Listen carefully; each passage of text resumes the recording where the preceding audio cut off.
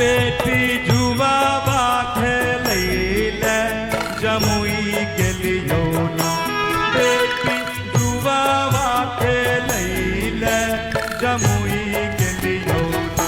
के बेटी जुबाबे में तोरे हम हारी गेलियो ना। के बेटी जुबाबा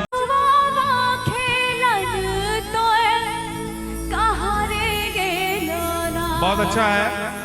ये हमने उस समय गाया था जब बाबा चलता था। आजकल तो लोग पापा बोलते हैं, आजकल पापा, क्योंकि आज मैं शादी के गाने सुनता हूँ तो अब बाबा शब्द लोग कम यूज करते हैं, क्योंकि अब बाबा बचते कम है, इसलिए पापा यहाँ से शुरुआत करो। पापा जुबाबा खेलन तोय कहाँ रे गेलो ना। पापा जुबाबा खेलन तोय कहाँ रे गेलो ना। पापा जुबाबे में कभी तोय हरिएलो ना। पापा जुबाबे में कभी तोय हरिएलो ना।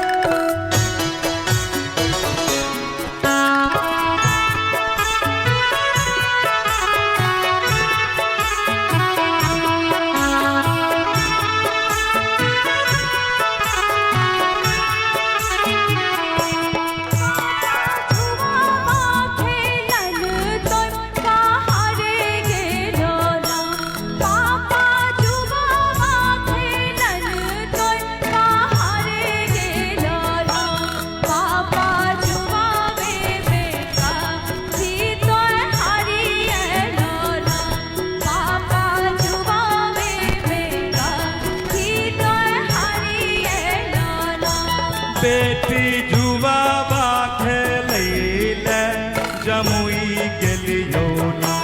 बेटी जुबाबा खेलैले जमुई गेलियो ना। के बेटी जुबाबे में तोरे हम हारी गेलियो ना। के बेटी जुबाबे में तोरे हम हारी गेलियो ना।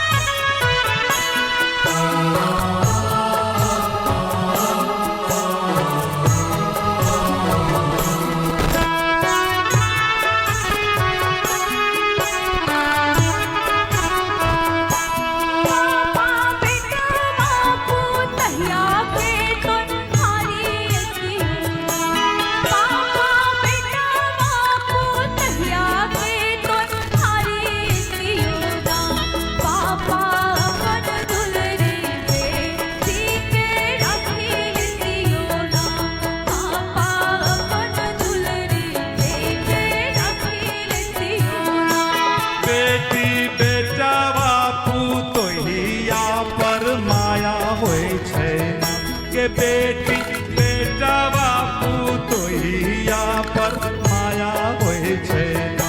के बेटी अपन दुलरी बेटी पराया होय छै ना। के बेटी अपन दुलरी बेटी पराया होय छै ना।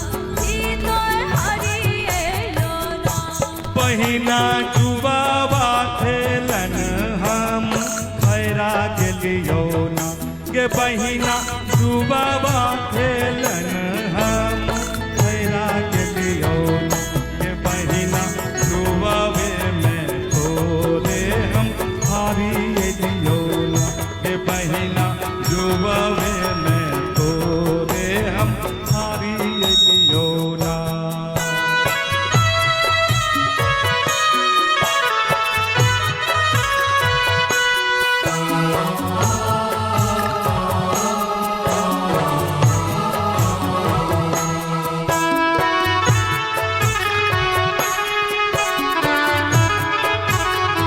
भैया गैया भैंसिया के तुम हरी दियो भैया गैया भैंसिया के तुम हरी दियो भैया अपन दुलरी बहिनी के राखी दियो भैया अपन दुलरी बहिनी के राखी दियो बहिना गैया भैंसिया पर माया होइ छै के बहिना गैया भैंसिया पर माया होइ छै के बहिना अपन दुलरी बहिनी पराया होइ छै ना के बहिना अपन दुलरी बहिनी पराया होइ छै ना के बहिना अपन दुलरी बहिनी